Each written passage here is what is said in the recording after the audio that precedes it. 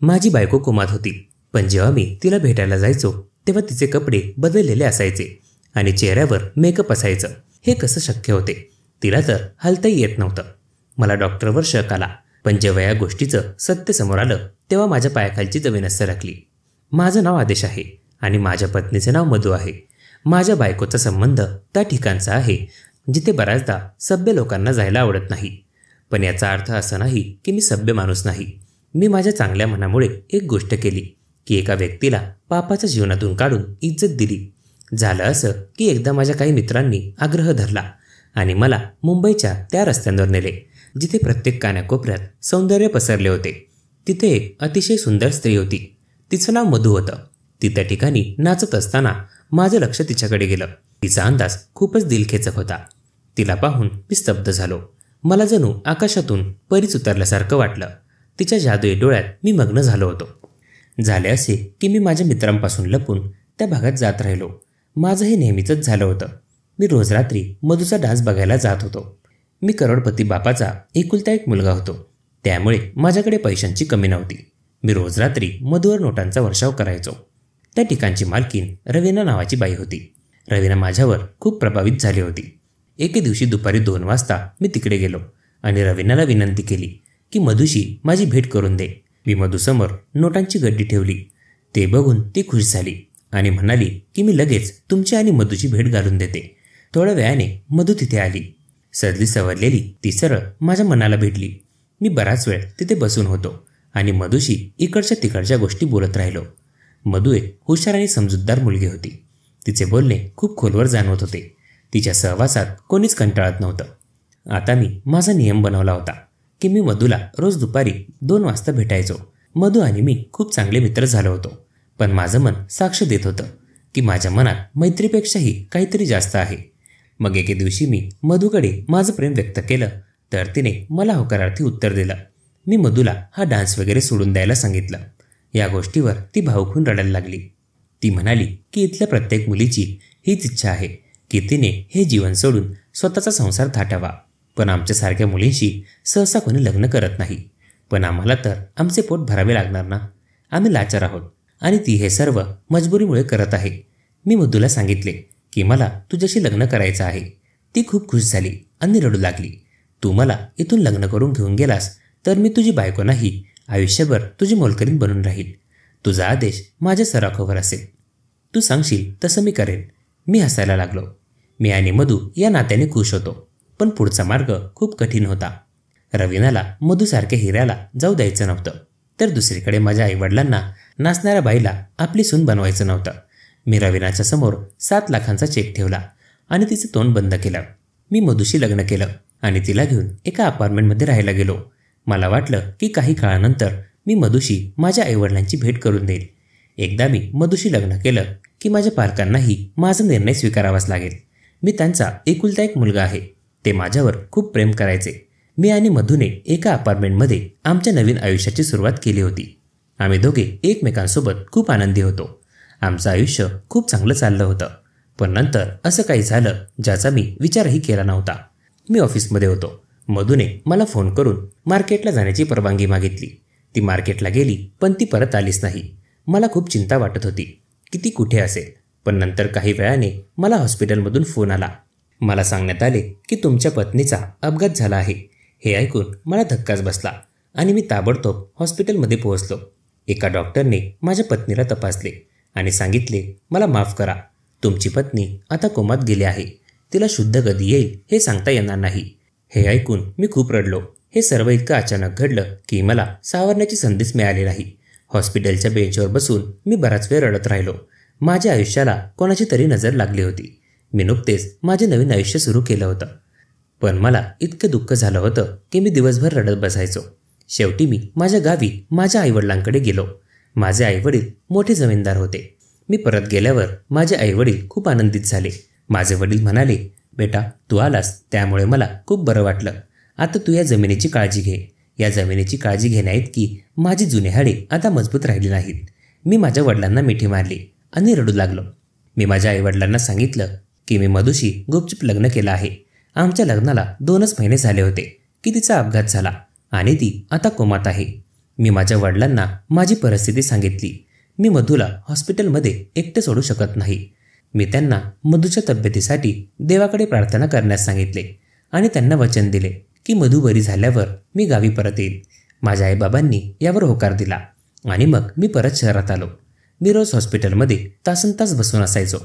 पण मला डॉक्टर म्हणायचे की आपण रुग्णाच्या जवळ जास्त वेळ कोणाला सोडू शकत नाही. डॉक्टर मला रोज फक्त 10 मिनिटे मधूकडे जाऊ द्यायचे. मी डॉक्टरांना मधूकडे जाण्यासाठी विनंती करत असायचो. मला परवानगी मिळताच मी रडत रडत मधूला म्हणायचो, मधू तू बरी का होत नाहीस? तू लवकर बरी हो. मी तुझ्याशिवाय राहू शकत नाही. मला असं वाटायचं की ती माझं ऐकेल आणि ती बरी होईल. मी तिला एवढंच म्हणायचो, मधू लवकर बरी हो. मी आईबाबांनाही मनवलं आहे. पण ती उठली नाही आणि बोललीही नाही. आज मी मधूला भेटायला गेलो तेव्हा पाहिलं की तिने हॉस्पिटलचा गणवेश घातलेला नव्हता. मी एका नर्सला विचारले की असं का आहे.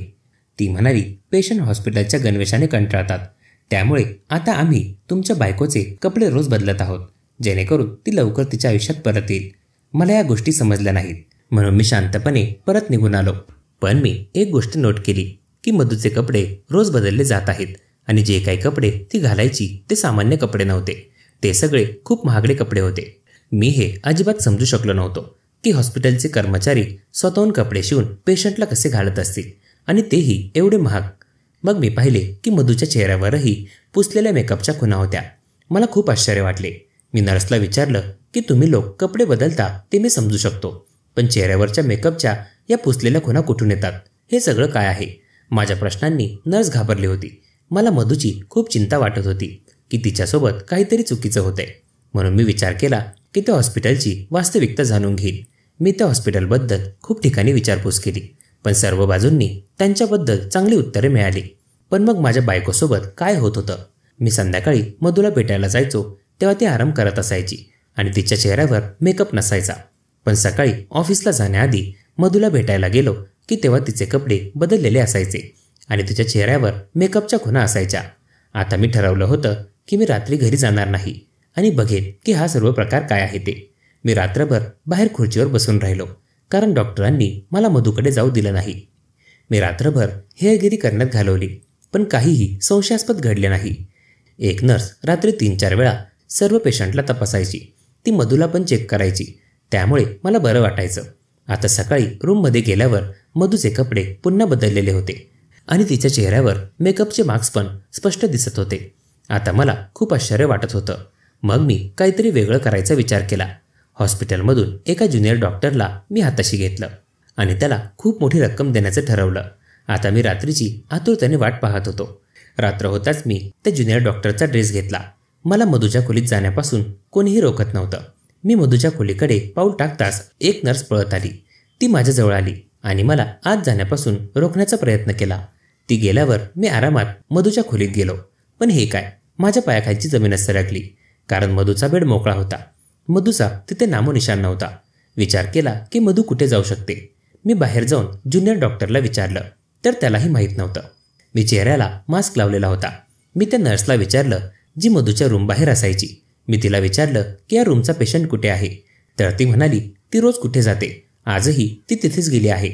मी नर्सला विचारलं की ती नेमकी कुठे गेली आहे, तर नर्स हसली आणि म्हणाली जास्त हुशार बनू नकोस, तुला पण सगळं माहीत आहे. तू पण तुझा कट घेतोय ना, नाही का? हे मला असह्य होत होतं. मी ज्युनियर डॉक्टरचा गणवेश परत केला आणि स्वतःचे कपडे घातले आणि परत हॉस्पिटलच्या बेंचवर बसलो. पापणी न लावता मी बसून राहिलो. मला बघायचं होतं की मधू नेमकी कुठून परत येते. सकाळचे 9 वाजले पण मधू काही आलीच नाही.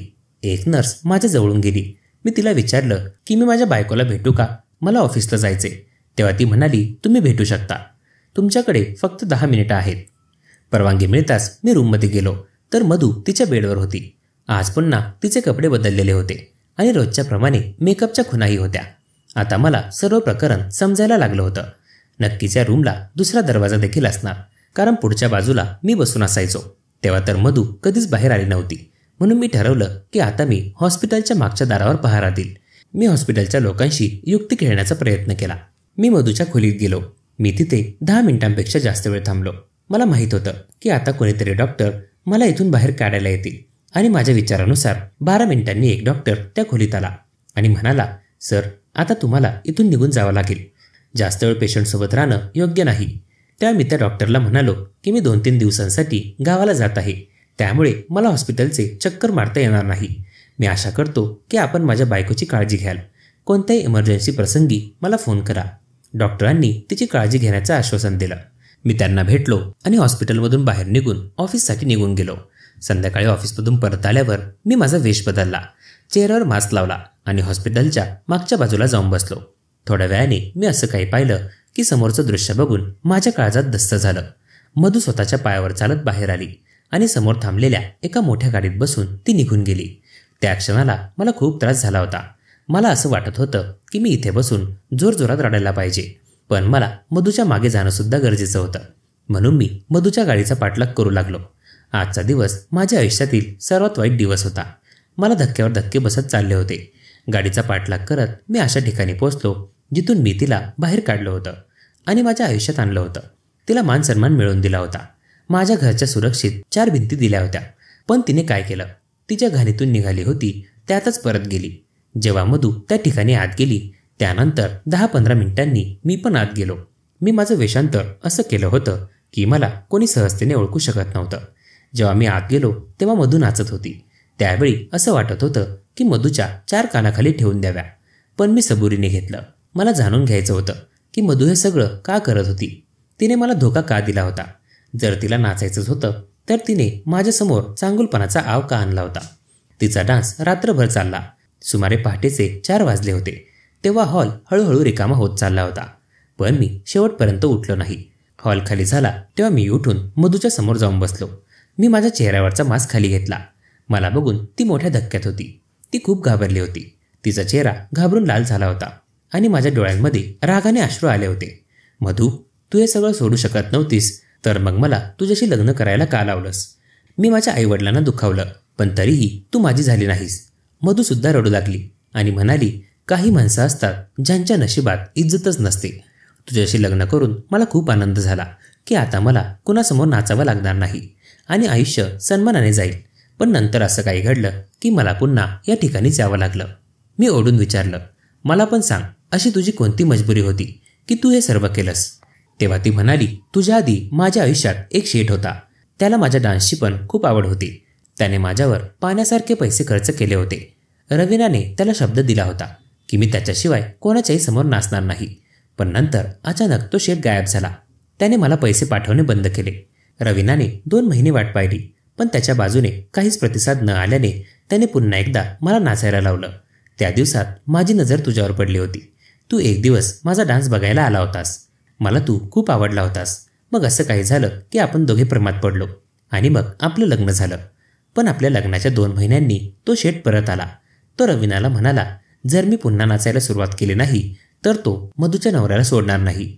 पण मला हे सहन होणार नव्हतं, कारण मी तुझ्यावर खूप मनापासून प्रेम करते आणि मला तुला गमवायचं नव्हतं. मी त्याचं ऐकलं. मला सांगितल्याप्रमाणे मी करत राहिले. त्याने मला सांगितलं की तुझ्यापासून दूर राहा आणि रोज रात्री फक्त माझ्यासमोर नाच. म्हणून मी माझं अपघाताचं खोटं नाटक केलं आणि एक डॉक्टर आणि काही नर्सच्या मदतीने हॉस्पिटलमध्ये ॲडमिट असल्याचं सोंग बनवलं. मी पुन्हा शेठच्या सांगण्यावरून नाचू लागले. त्यामुळे त्याचं लक्ष तुझ्याकडून वळवलं गेलं. एवढं मला पुरेसं होतं की तू यायचास. मी रोज 10 मिनिटे तुझा चेहरा बघायचे. तुझी बातमी माझ्यापर्यंत पोहोचायची. मी मधूला विचारले, मला सांग, तू तुझ्या आयुष्यात आनंदी आहेस का? मग ती रडत म्हणाली, आता मी आदराचे जीवन जगले आहे आणि आता मलाही बळजबरीचे जीवन आवडत नाही. माझं मन शेठ पुन्हा गायब व्हावे आणि मी तुझ्या आयुष्यात परत यावं असं सांगत आहे. मी मधूचा हात धरून म्हणालो की एक गोष्ट लक्षात ठेव, बाहेरचे लोक त्याच व्यक्तीला तोडण्यात यशस्वी होतात जो आपल्या कुटुंबातील सदस्यांपासून गोष्टी लपवतो. जर तू मला शेठबद्दल आधी सांगितलं असतं तर मी यावर काहीतरी उपाय काढला असता आणि तुला पण एवढा त्रास सहन करावा लागला नसता. मधूला समजावून त्या शेठ विरुद्ध मी एक FIR नोंदवली. पोलीस त्याला उचलून घेऊन गेले. मी माझ्या वचनानुसार गावाला परत आलो होतो. आई वडिलांनी पण खुल्या मनाने मधूला सून म्हणून स्वीकारलं आणि मधूही गावातील वातावरणात रुळली आणि अशा रीतीने मधू आणि माझं आयुष्य पुन्हा एकदा योग्य मार्गावर आलं. मंडळी, ही कथा तुम्हाला कशी वाटली हे कमेंट करून नक्की कळवा. ऐकत रहा मनाचे बोल.